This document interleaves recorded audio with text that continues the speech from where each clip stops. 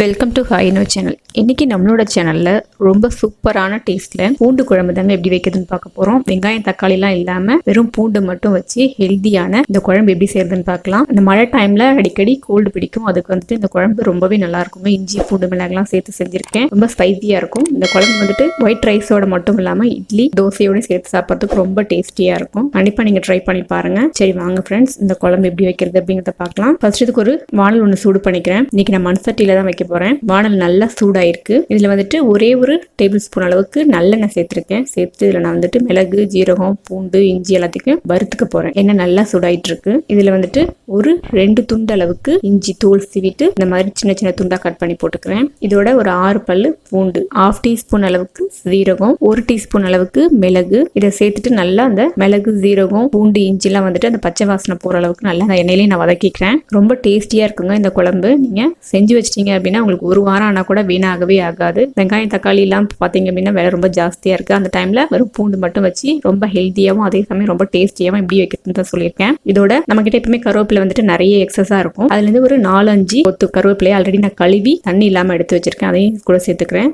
சேர்த்துட்டு நான் stove off பண்ணிடுறேன். ரொம்ப வந்துட்டு அந்த கலர் மாறுற வரைக்கும் நம்ம வதக்க தேவையில்லை, லைட்டா வதக்கினாலே போதும். இது மண்வானல் அப்படிங்கறதுனால அந்த சூடு இருக்கும். நான் அதுலயே வந்துட்டு நல்லா வதக்கிக்க போறேன். ஸ்டவ் ஆஃப் பண்ணிட்டேன். இப்போ இது ஆறுட்டும் நான் தனியா எடுத்து வச்சிருக்கேன். இதுல குழம்பு தாளிச்சிக்கலாம். நான் வந்துட்டு எக்ஸ்ட்ரா 2 டேபிள் ஸ்பூன் அளவுக்கு நல்லெண்ணெய் சேர்த்துக்கிறேன். எண்ணெய் கொஞ்சம் அதிகமா இருந்தாதான் அந்த குழம்பு நல்லா இருக்கும். எண்ணெய் நல்லா சூடாகட்டும். கண்டிப்பா வந்து இதுல நல்லெண்ணெய் சேர்த்துக்கோங்க, அப்பதான் டேஸ்டியா இருக்கும் குழம்பு. எண்ணெய் நல்லா சூடாயிட்டு இருக்கு. இதுல ஒரு 1/4 டீஸ்பூன் அளவுக்கு கடுகு, 1/4 டீஸ்பூன் வெந்தயம், 1/4 டீஸ்பூன் சீரகம், இது மூணும் வந்து எண்ணெயில நல்லா பொரியட்டும். கடுகு, சீரகம், வெந்தயம் நல்லா எண்ணெயில பொரிஞ்சிருச்சு. இதுல நான் வந்துட்டு இதுல வந்து பூண்டு நான் கொஞ்சம் ஒரு கைப்பிடி அளவுக்கு சேர்த்திருக்கேன். உங்களுக்கு இன்னும் அதிகமா வேணும்னா நீங்க அதிகமா சேர்த்துக்கோங்க, அது உங்களோட விருப்பம். பூண்டையும் சேர்த்துட்டு நல்லா நான் அந்த எண்ணெயிலே வதக்கிக்கிறேன். இதுல 2 கொத்து கருவேப்பிலை அதையும் சேர்த்துட்டு நல்லா நான் எண்ணெயில பொரிய விடுறேன். இதோட இன்னைக்கு நான் குழம்பு மிளகாத்தூள் வந்து சேர்த்துக்க போறாங்க. தனி மிளகாத்தூள் இல்ல, குழம்பு மிளகாத்தூள் தான் சேர்த்திருக்கேன். 2 டீஸ்பூன் அளவுக்கு குழம்பு மிளகாத்தூள், அதே 2 டீஸ்பூன் அளவுக்கு மல்லித்தூள் சேர்த்திருக்கேன். சேர்த்துட்டு நல்லா நான் அந்த எண்ணெயிலே வதக்கிக்கிறேங்க. இந்த மசாலாவோட பச்சை வாசனை எண்ணெயிலே போச்சு அப்படின்னா குழம்பு வந்துட்டு உங்களுக்கு இன்னும் டேஸ்ட் ரொம்ப நல்லா இருக்கும். இந்த குழம்பு வந்துட்டு சளிக்கு மட்டும் இல்லைங்க, சிலருக்கு வந்து அஜீரண கோளாறு இருக்கும். சில சமயம் வந்துட்டு பசியே இல்லாத மாதிரி இருக்கும். அப்ப வந்துட்டு இந்த குழம்பு வச்சு சாப்பிட்டோம்னா நல்லாவே நமக்கு பசி எடுக்க ஆரம்பிக்கும். நல்லா அந்த எண்ணெயிலே பாருங்க நான் சேர்த்த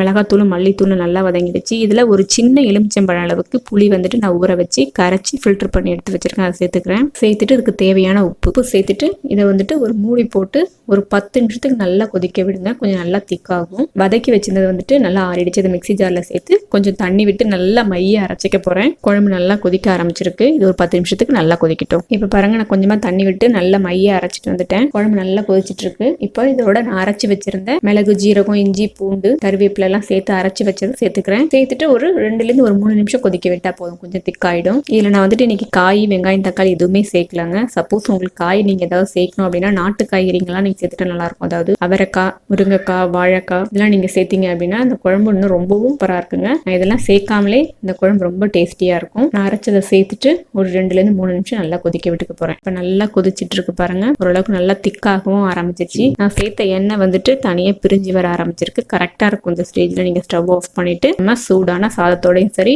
இட்லி தோசையோட சேர்த்து சாப்பிடும் போது செம டேஸ்டியா இருக்கும். கண்டிப்பா செஞ்சு பாருங்க. அப்பளம் வத்தல் இதோட சேர்த்து சாப்பிட்டீங்க அப்படின்னா ரொம்ப டேஸ்டியா இருக்கும். கண்டிப்பா நீங்க உங்க வீட்டுல ட்ரை பண்ணி பாருங்க. எப்படி இருந்தது அப்படிங்கறத மறக்காம உங்களோட ஃபீட்பேக் எனக்கு கமெண்ட் பாக்ஸ்ல கமெண்ட் பண்ணுங்க. இந்த வீடியோ பிடிச்சிருந்தது அப்படின்னா லைக் பண்ணுங்க, உங்க ஃப்ரெண்டு ஃபேமிலிக்கெல்லாம் ஷேர் பண்ணுங்க. Hi-Inno சேனலை ஃபர்ஸ்ட் டைம் பாக்குறீங்க அப்படின்னா சப்ஸ்கிரைப் பண்ணிக்கோங்க. மறக்காம பக்கத்துல இருக்கிற பெல் பட்டன்ல ஆளுங்கிற ஆப்ஷனை கிளிக் பண்ணிக்கோங்க. இன்னொரு சூப்பரான ஒரு ரெசிபியோட உங்களை நான் மீட் பண்றேன். Thank you friends.